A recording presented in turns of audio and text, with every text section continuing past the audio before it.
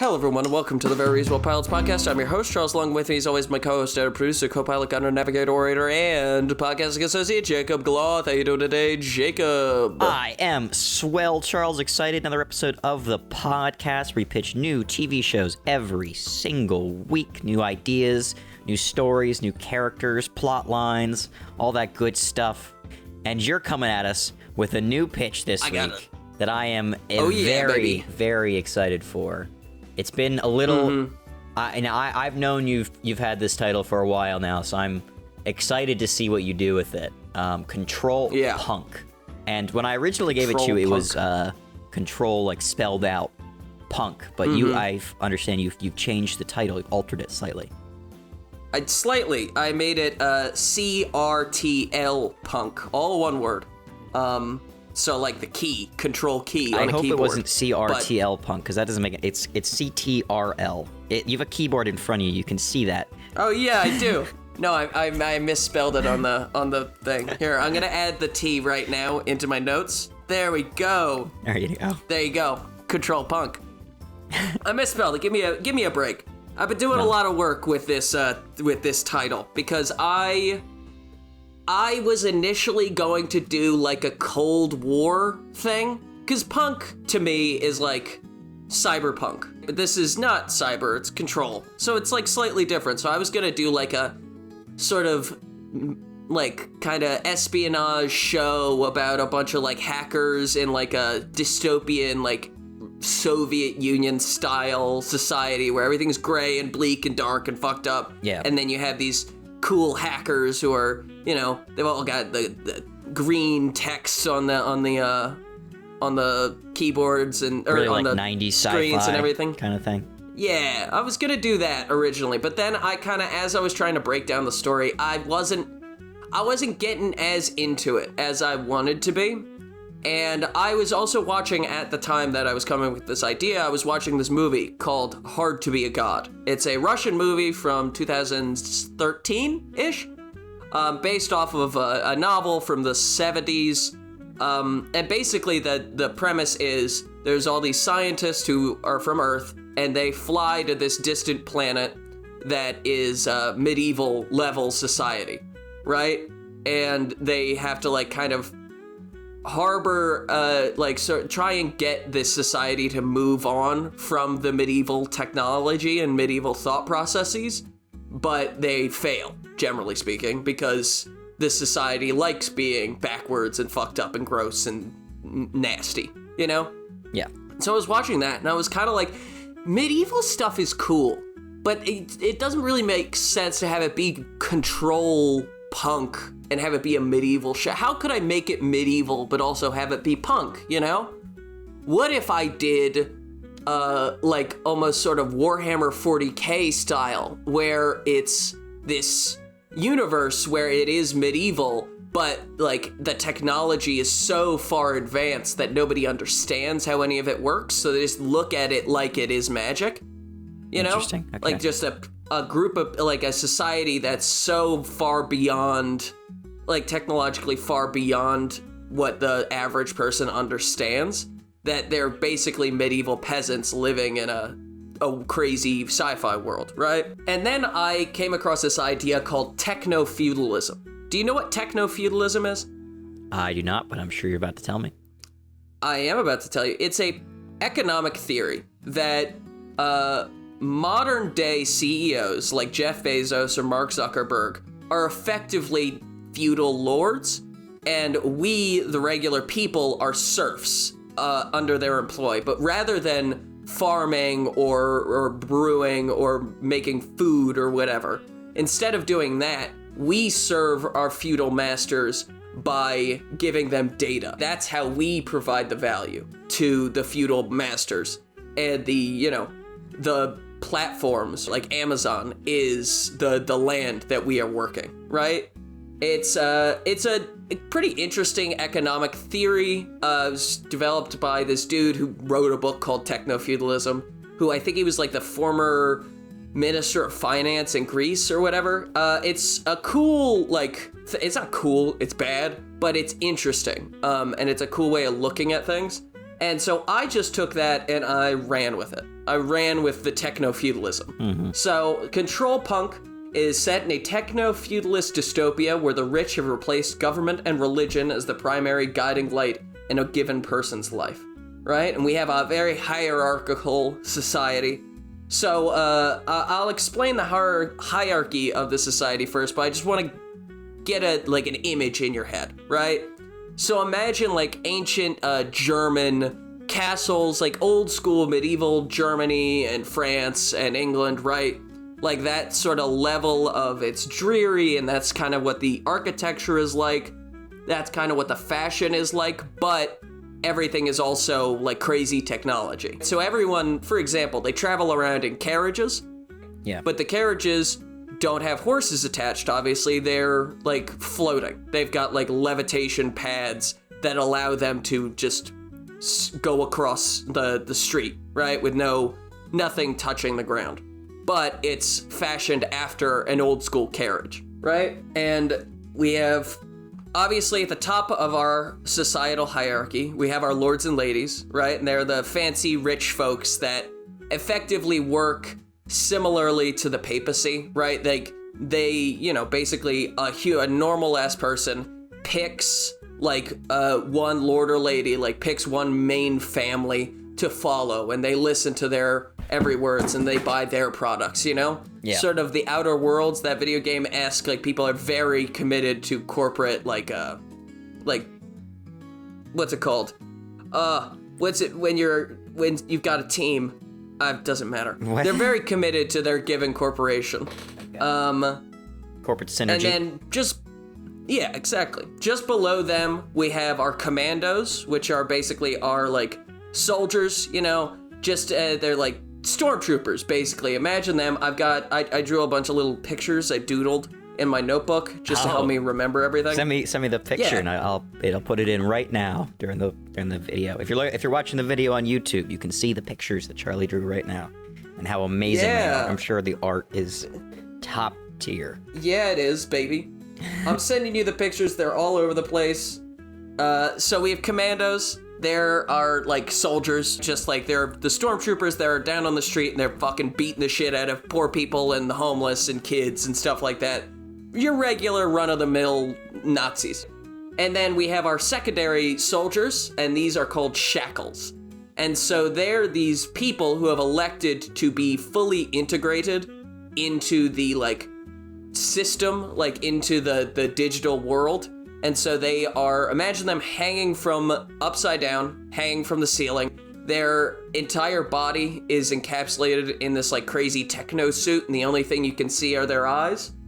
They've got like, it's very religious themed, like they've got crosses all over them, but they're covered in wires and things like that. Yeah. And they function as the soldiers, but for the digital world, right? So they're watching to make sure people aren't reading or listening to music that is heretical. I wrote that word about 100 times, but they're trying to make sure people aren't listening to things that have been banned. Right? Okay. Because all art, all entertainment, everything in this world that is associated with human expression has been replaced by generative AI. So there's nobody is allowed to make art or listen to things that people make. Yeah, very contemporary. It's all generated by corporate robots that feed you information that they want you to know, right? And so your average everyday citizens who are below the shackles and commandos are couriers, who are people who just, their entire job is getting one thing to another place. So they're taxi drivers, they're food delivery people, they're like that, delivery men. Yeah, that's a courier. Boozers. And that's anyone who works in the food service industry, so anyone who has bars, anyone who has restaurants, any chefs, any bartenders, brewers, anything like that, anyone who makes something you consume, they're called boozers. And repairmen. And repairmen are like people whose job it is to fix the robots that the society runs on, And they're sort of looked at similarly to druids or like pastors, right? Because the average person doesn't understand technology at all. And so if you have a little bit of an inkling of a way, like these aren't like scientists or anything, they're more akin to electricians. but like they know more about how the world works than most other people, and so they're sort of looked at with a little bit more awe than your average person, right? And then underneath them, at the lowest of the low, the bottom rungs of society, we have indentured hardware / software, right? And because nobody really knows how any of this technology works, if it ever breaks or like gets damaged, that what they'll do is they'll hire these people, right, indentured servants, to take on the function of this technology, right? And so imagine you've got a cleaning droid. It's like looks like a person robot that walks around your house and sweeps it and stuff for you. If that droid starts to malfunction a little bit, they open it up and they get one of these indentured servants and they put that person inside the suit. And so this robot suit has a person inside of it that's just cleaning and cooking for you, right? It's, it functions like like an exoskeleton, right? And so when these people get out of these suits, their bones have completely withered away. Like they have no muscle mass whatsoever because they've been living inside this robotic suit for the last 5 years or whatever it is. Yeah.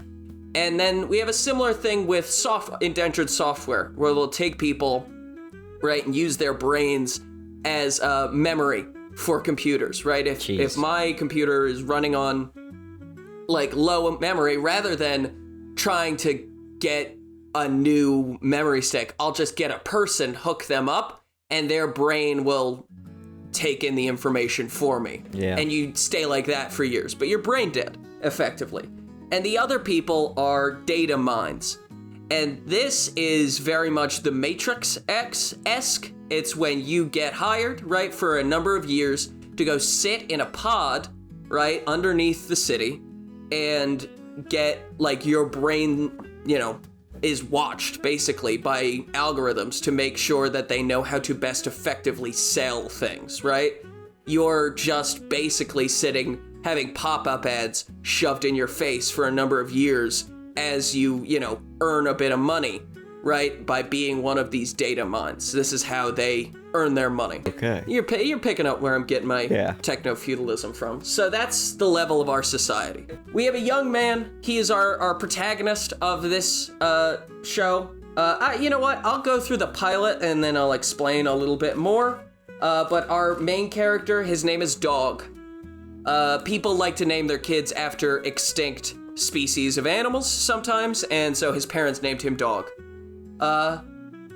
Dog is working as a lowly repairman. He's not one of the higher up guys. He's just clocking in, clocking out, right?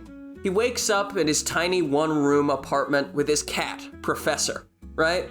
His cat is a robot, because there's no cats in this society. There's barely any animals. The rays of gray sunlight shine through the slits in his tiny window as Dog makes himself breakfast. The Nutri-Slop is particularly gritty today, and as Professor's jaw completely unhinges, and an AI-generated DJ announces the news of the day. What? The last forest on the planet is currently on fire, the Mariana Trench colony is suffering from a food shortage, and corporate profits have never been higher. That's good. As he leaves his apartment to start his day, his dreary day, he passes a young woman who's moving into the unit across from him. She greets him with alarming cheer, and he just grunts in her direction as he leaves. He commutes through the labyrinthian city streets. Boozers sell their wares just shouting out who wants a hot cross bun, who wants a coffee, that sort of thing. Children pickpocket and run scams while commandos beat on the homeless. The bustling city streets are shadowed by massive corporate headquarters. Dog arrives at the assignment center. While he waits in line to be told what he's going to be doing, his friend Skitters arrives behind him and begins to talk. Skitters is an overly excitable gentleman. He's friendly and odd, eccentric, and really talks far too much. But Dog doesn't speak very much at all, so he listens, is unresponsive, but intently listens to his friend Skitters, who regales him with stories from the walls, because that's where Skitters lives. He lives in the like wall systems, like air vents and stuff, and that's where he does all of his work. But that's how you know he's coming, is because you can hear the skitters of him crawling through the wall system. Dog, having waited in line for the last 20 minutes, finally gets assigned his job for the day, which is fixing a damaged street sweeper. And so the carriage that picks everybody up drives by, he gets in, and he sits in, like, and there's 5 or 6 other people in the carriage with him, and they're just driving to each location to drop these people off. He's tucked in very, like, close with all these people, shoulder to shoulder. He doesn't really have a lot of room. He lays his head on the wall, and he dozes off. He dreams of trees. He wakes up, the last person in the carriage, and is sent down into the stinking bowels of the city to find and repair the droid.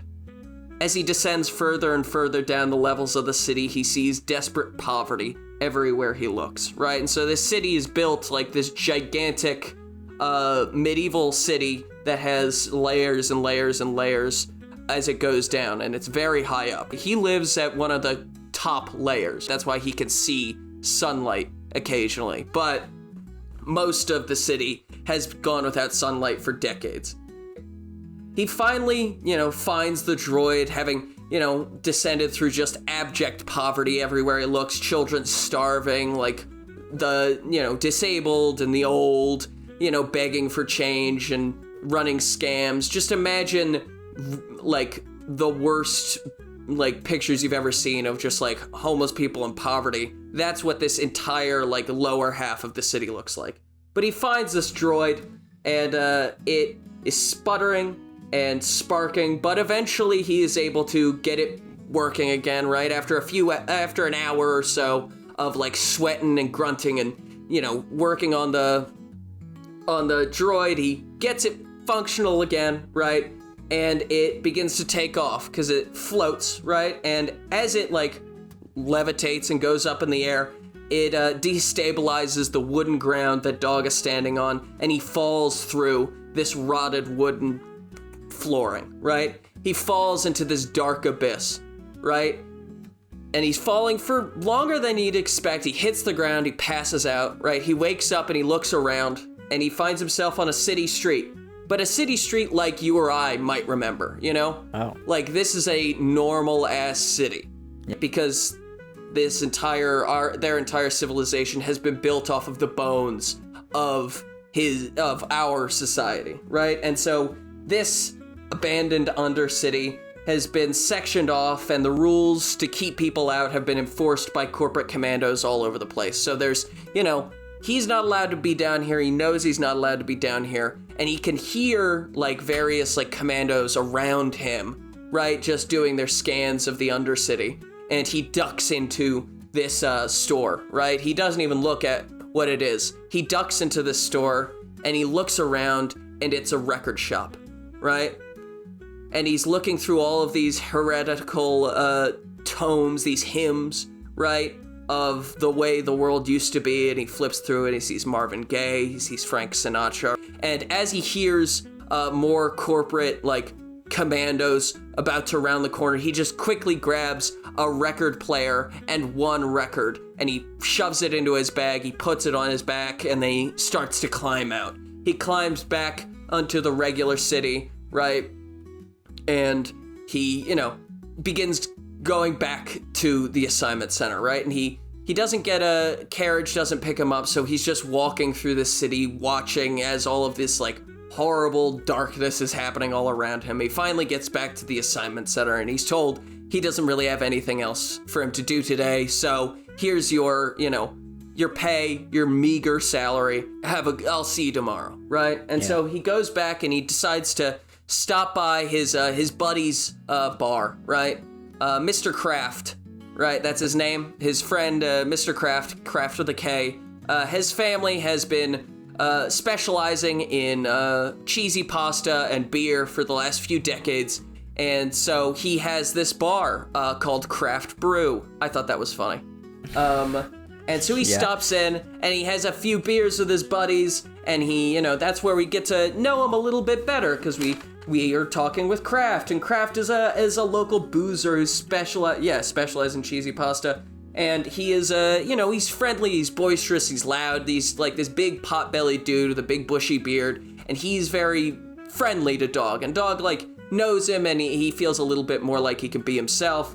And that's when we also see Skitter is there, right? Another friend of his named Mitch, who's a courier that Dog is friends with, and has some underground contacts that trade in weapons, drugs, and heretic techs, right? He's also there, and we see all these dudes, they're happy, they're smiling, they're laughing, right? And Dog is calmed down a little bit. Like, he was very nervous about having this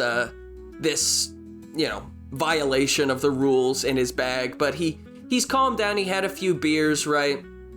And after a night of drinking and laughing with his pals, he goes back to his apartment, and he stumbles in, he sees the girl from this morning, and she like waves at him and smiles, and he just kind of drunkenly sort of grins at her, and then goes into his room, right? And he sits down, and he lays down, and he breathes, and then he reaches into his bag, and he pulls out his record player, and he plugs it in, and he attaches a pair of headphones to it, and then he pulls out the record, which is Fresh Fruit for Rotting Vegetables by the Dead Kennedys.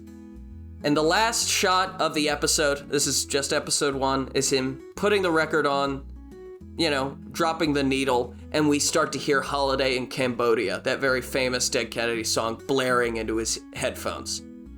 And then we look, and as the camera focuses on him listening to that, and his like, I'm not gonna say his mind is blown, but he's kind of like, this is really cool. We see in the background his cat, Professor.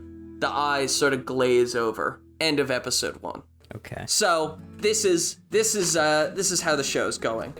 Dog is a young man who's currently working as a rapist. Yeah, he begins listening to this punk music more and more, which preaches anti-authoritarian, anti-capitalist, and anti-establishment themes. And having been inspired by these ancient hymns, he begins a grassroots movement to educate the people as to what they gave up for convenience.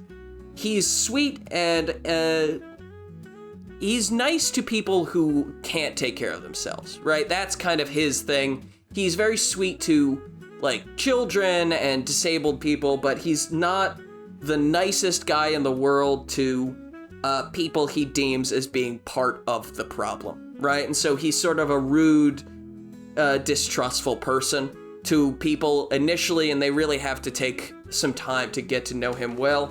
And then that woman who moved across the street from him, or across the hallway, has worked at, her name is Connie, and she worked as a data mine for the last 4 years just to make enough money to rent this terrible apartment, right? Nice. And she is cynical and jaded, but has a soft side that only rears its head when she's comfortable or drunk. And so she's trying to be friendly to her neighbor, but Dog's being kind of an asshole to her, most of the time. And so after a bit of getting to know her and that sort of thing, he comes around to her, and they start to develop a little bit of a romance. We've already talked about Skitter, we've talked about Mitch, we've talked about Mr. Kraft. We've talked about most of the characters, most of the main cast. And so how the show is gonna go is we start obviously with Dog listening to this music, and he's getting inspired, and then the next episode he's gonna go back down there, and he knows he shouldn't do that. Like, the first time was a mistake, he fell, but he knows he shouldn't be doing that, but he can't help himself. He goes back down into the record shop, and he takes more and more punk records, and he finds books in the record shop, like, because record shops have books in them. And so he starts reading about, like, political theory and about history and stuff like that. And he starts to really, like, understand the kind of world he lives in, because that's the sort of thing, the banality of this dystopia, is that people don't know how bad they have it because they've never lived anywhere else, and they don't understand that this isn't just how it always is. And so his whole thing throughout the entire show is going to be him learning more and trying to educate people and talking more and more with his friends and building this grassroots effort to, like, not overthrow the government or destroy anything, but educate the people. Because if the people knew what they were living, like how they were living for real, if they knew it, they wouldn't stand for it. And that the companies know that, and so they won't let him.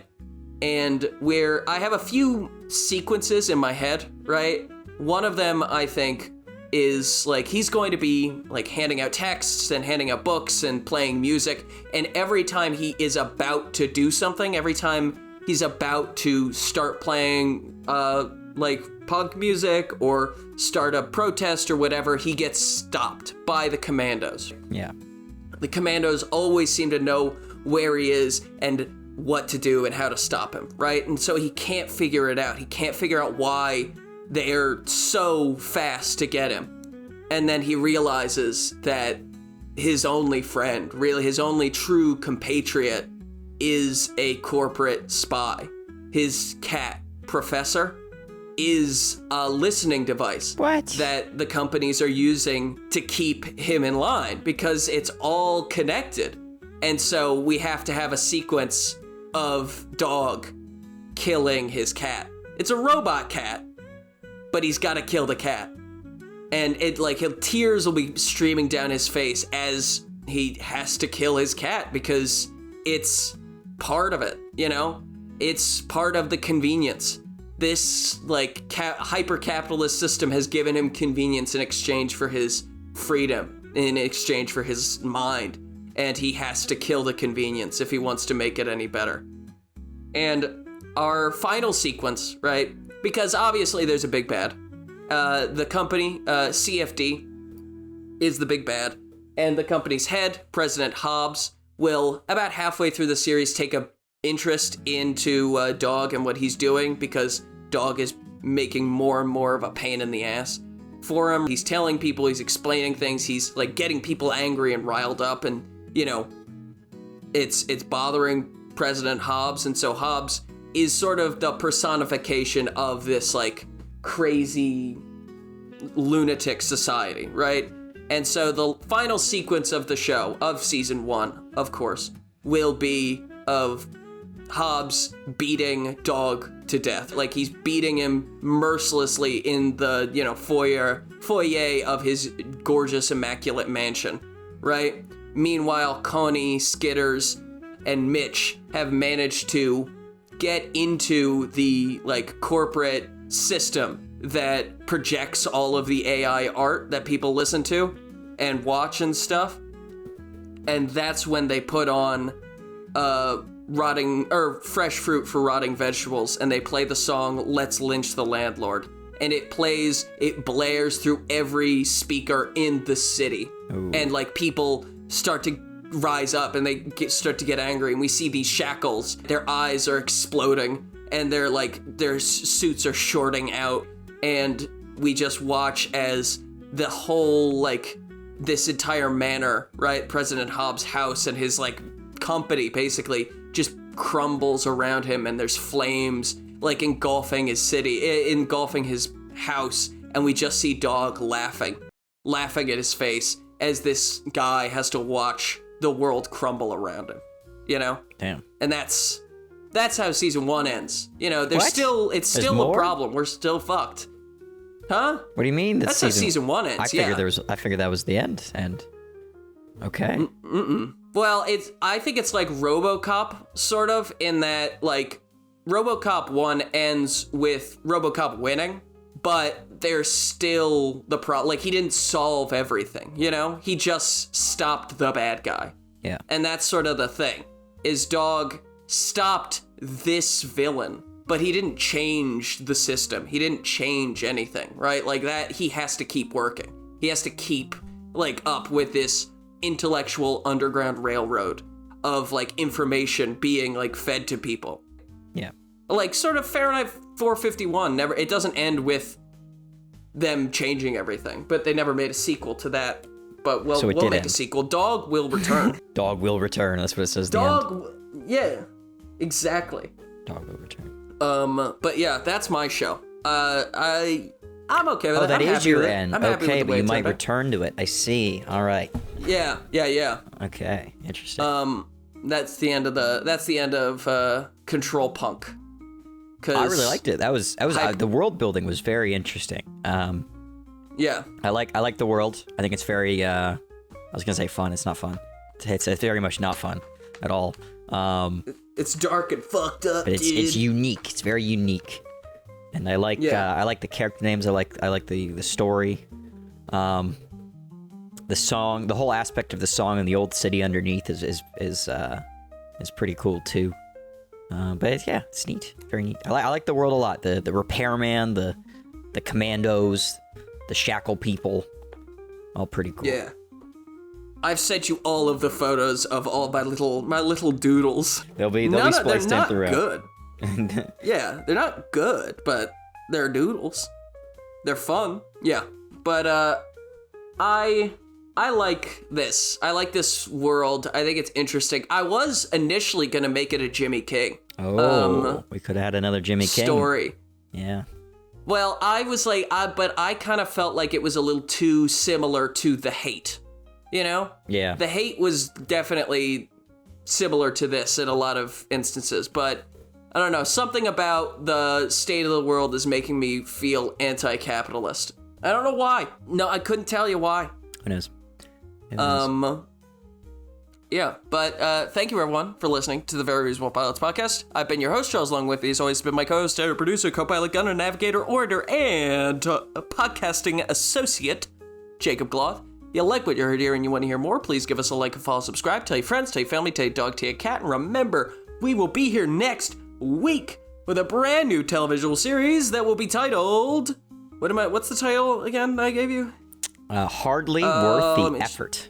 Hardly worth the effort. Hardly worth the effort. I have already written it. It is, well, there might be some similarities between what you just pitched and what I pitched, which is kind of funny because we did not talk about this beforehand at all.